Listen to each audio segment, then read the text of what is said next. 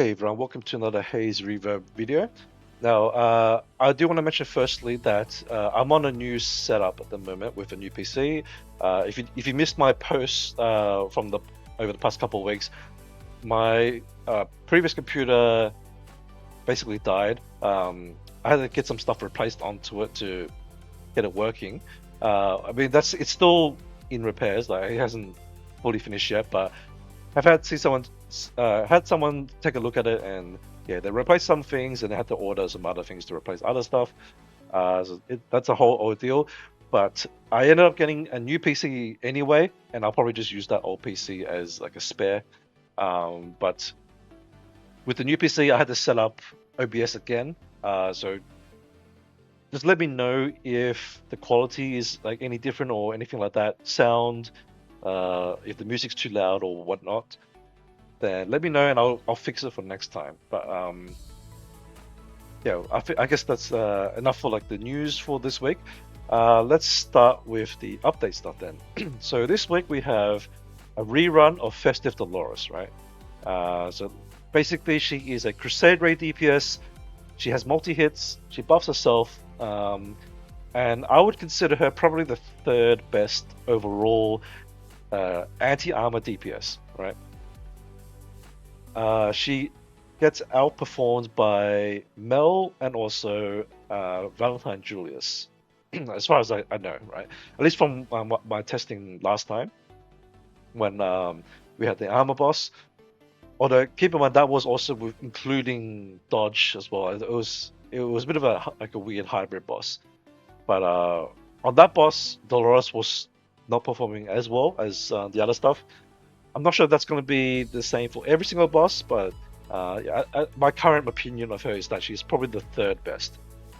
She's not like middle of the pack, usable. She'll get the job done if you just care about clearing the boss and that's it. Then you can just use her like that's fine, right? You only really need one like good DPS skilled up for that if that's all you care about. If you want to get by, make sure you clear your hell difficulty each crusade raid for armor bosses. Then yeah, you can pick up Dolores for that if you want to. But if you're going to min max, then you'll probably rather get Mel and Julius if she gets a rerun in the future. But even just Mel alone is already quite strong, and probably the most like overall best armor DPS. Especially if you're in a single DPS setup, right? In dual DPS, occasionally a dual DPS setup might perform better, but that will depend on what the boss does. In some cases, it'll be Julius, or actually most of the time it's going to be Julius that does the best. This is Valentine Julius, I should specify.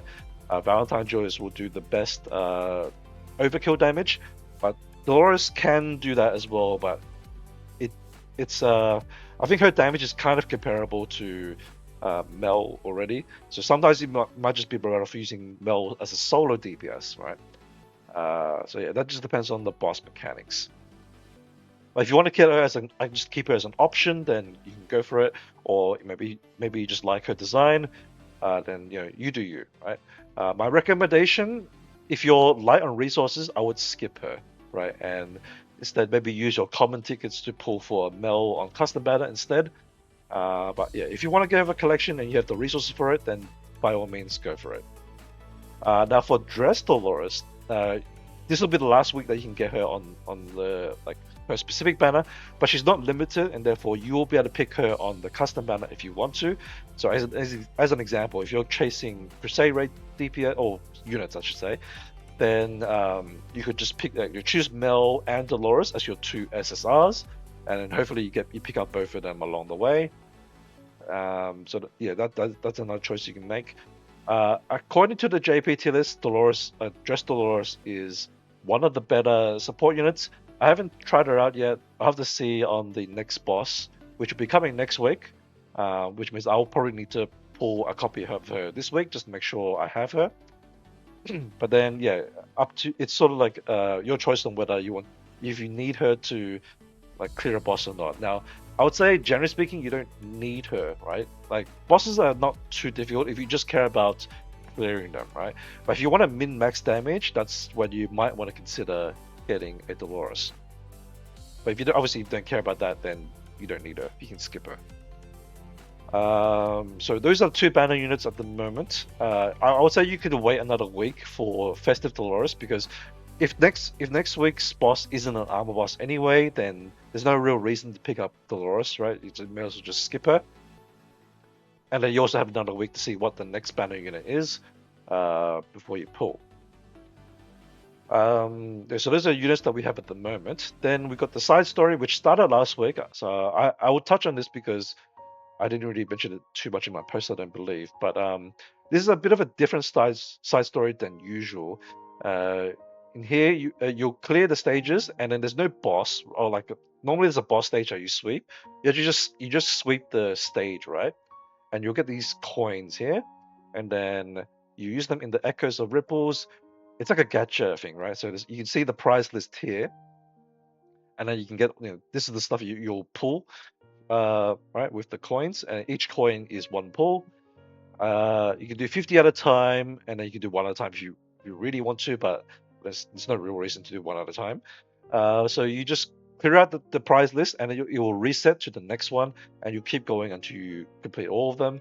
It's a very stamina heavy event. Each stage costs 42 stamina, and that gives each clear gives you 7 pulls, right? So you're going to need quite a lot of stamina in this to clear out everything. I think I'm actually quite behind on this, but yeah, you want to clear that out, and then those will unlock the story stuff. So if you click on here, these will unlock the stages here, and then you'll click on them and you'll see the story, right? I don't know what the rest of this other stuff is and how to get them. So yeah, I would say just focus your stamina on this to clear it out, and then leave stuff like the story recap stuff till another week when there's not much going on. But speaking of the story recap, there's also a new one here. So previously we had these 2, Starry and this one, Dream of the Sea and the Moon. Now we have a new one here, which got released for this week, and that is this one, Starfall Into the March of Darkness.